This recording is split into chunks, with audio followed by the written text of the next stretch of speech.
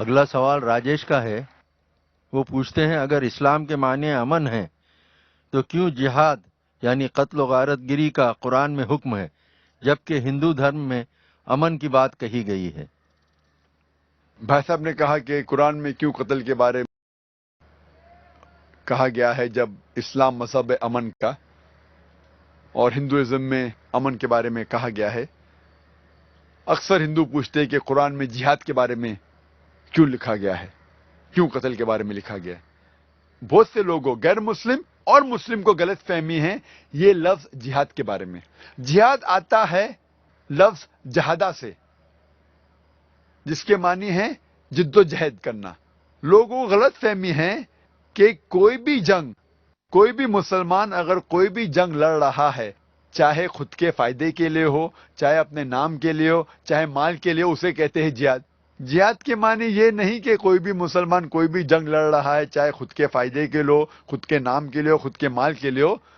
جہاد آتا ہے لفظ جہادہ سے جس کے معنی ہے جد و جہد، ٹو اسٹرائیو، ٹو اسٹرگل.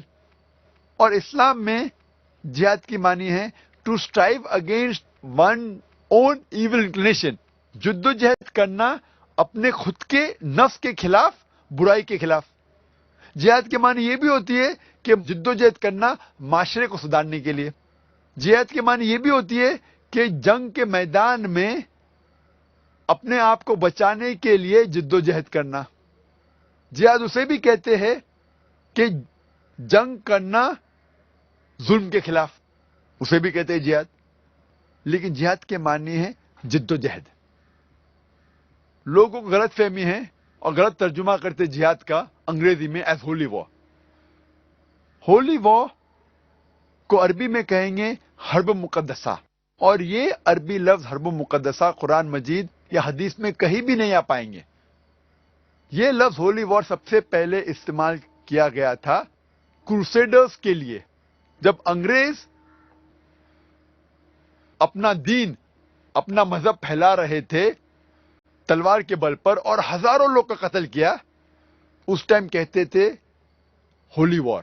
آج کی تاریخ میں یہ لفظ استعمال ہو رہا ہے مسلمان کے لیے جو بالکل غلط ہے. اور جب ہم پڑھتے ہیں دیگر مذاہب کی کتابوں کے بارے میں، لوگ غلط حوالہ دیتے ہیں قرآن مجید کا اور لوگوں کو غلط فہمی میں ڈال دیتے. کئی کرٹکس انکلوڈنگ ارون شوری اس بھارت کے ہے، انہوں نے بھی کتاب لکھی ورلڈ آف فتواز، اور ایک آیت کو ہمیشہ کوٹ کرتے سورہ توبہ سورہ نمبر 9 آیت نمبر 5. اور وہ کہتے ہیں کافی کرٹکس ارون شوری بھی کہ قرآن میں لکھا ہوا ہے سورہ توبہ سورہ نمبر 9 آیت نمبر 5 میں کہ جہاں بھی آپ کافر کو پائیں گے ان کا قتل کرو. اور ان کا کہنا ہے بریکٹ میں وہ کہتے ایز دو ہندو لوگ بھی جہاں بھی آپ کافر کو پائیں گے، جہاں بھی ہندو کو پائیں گے آپ قتل کرو. قرآن میں لکھا ہے. جب آپ قرآن شریف کھولتے ہیں اور پڑھتے ہیں سورہ توبہ سورہ نمبر 9 آیت نمبر 5، اس میں لکھا ہوا ہے جہاں بھی آپ کافر کو پائیں گے ان کا قتل کرو، لکھا ہے. لیکن وہ آؤٹ آف کانٹیکسٹ ہے. کانٹیکسٹ کے لیے ہمیں جانا چاہیے ورس نمبر 1 آن ورڈ سے. سورہ توبہ سورہ نمبر 9 میں آیت نمبر 1 سے ہم پڑھتے، اس میں پتہ لگتا ہے کیا ایک معاہدہ تھا، ایک پیس ٹریٹی تھی مسلمان اور مکہ کے مشرکوں کے بیچ، اور یہ پیس ٹریٹی ایک طرفہ مکہ کے مشرکوں نے توڑا تھا. اللہ تعالیٰ فرماتے ہیں آیت نمبر 5 میں اگر آپ اپنے آپ کو نہیں سدھاریں گے 4 مہینے میں تو اعلان جنگ. اور جنگ کی حالت میں اللہ تعالیٰ فرماتے ہیں مسلمانوں سے جب آپ کے دشمن آئیں گے، جو لوگ حق کو چھٹلاتے ہیں، کافر لوگ آئیں گے تو آپ ڈرو مت، ان سے لڑو، ان کا قتل کرو. یہ آیت میدان جنگ کے بارے میں ہے. آج کی تاریخ میں کوئی بھی آرمی جنرل اپنے سپاہی کی ہمت افزائی کے لیے کہیں گا کہ لڑو، دشمن کا قتل کرو. وہ نہیں کہیں گا کہ بھاگ جاؤ، وہ یہ نہیں کہیں گا کہ جھگڑا مت کرو، قتل مت کرو اور مر جاؤ. یہ ہے out of context. In context میں اللہ تعالیٰ مسلمانوں سے کہہ رہے میدانی جنگ میں کہ ڈرو مت، جھگڑا کرو. اور ارون شوری اپنی کتاب ورلڈ آف فتوا میں آیت نمبر 5 سے جم مارتا ہے آیت نمبر 7 پر. کیوں؟ آیت نمبر 6 میں اس کے بیماری کا جواب ہے. آیت نمبر 6 میں اللہ تعالیٰ فرماتے اس کے بعد، لیکن اگر کافر، اگر مشرک امن چاہتا ہے اسے دے دو، امن چاہتا ہے تو اسے اللہ کا کلام سننے دو اور حفاظت کے ساتھ ایک محفوظ جگہ تک پہنچاؤ۔ اللہ تعالیٰ یہ نہیں کہتے کہ اسے جانے دو، لیکن اگر وہ کافر امن چاہتا ہے تو اس کو حفاظت کے ساتھ ایک محفوظ جگہ پر لے جاؤ۔ آج کے تاریخ میں سب سے دیالو آرمی جنرل یہ کہیں گا کہ دشمن کو جانے دو، کوئی بھی یہ نہیں کہے گا دشمن کو حفاظت کے ساتھ محفوظ جگہ پر چھوڑاؤ۔ لیکن قرآن مجید میں لکھا ہے جب بھی آیت آتی ہے قرآن مجید میں قتل کے بارے میں یا اس ٹائپ کے جہاد کے بارے میں، قتال کے بارے میں، فوراً اگلی آیت میں اکثر آتا ہے امن سب سے بہتر ہے۔ سورہ انفال میں پڑھو، سورہ نمبر 8 آیت نمبر 60 میں لکھا ہے کہ تیار ہو جاؤ، کافر کے خلاف جھگڑا کرو۔ اس کے بعد آتا ہے اگر امن چاہتے ہو بہتر ہے۔ تو یہ کرٹکس آؤٹ آف کانٹیکسٹ کوٹ کرتے اور لوگ کو بہکاتے ہیں۔ میرا طریقہ ہے جس طریقے سے قرآن مجید میں اللہ تعالیٰ فرماتے تعالوا الی کلمۃ سواء بیننا وبینکم، آؤ ہم اس بات کی طرف جو آپ اور ہم میں یکساں ہے۔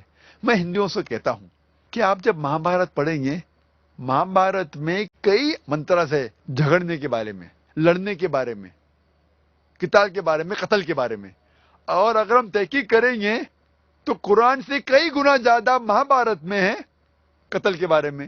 تو ہندو مجھ سے کہتا ہے لیکن ذاکر صاحب قتل کے بارے میں یہ جو شلوکاز ہے، منترز ہے مہابھارت میں، وہ حق اور باطل کے درمیان ہے، قرآن میں بھی وہ ہے۔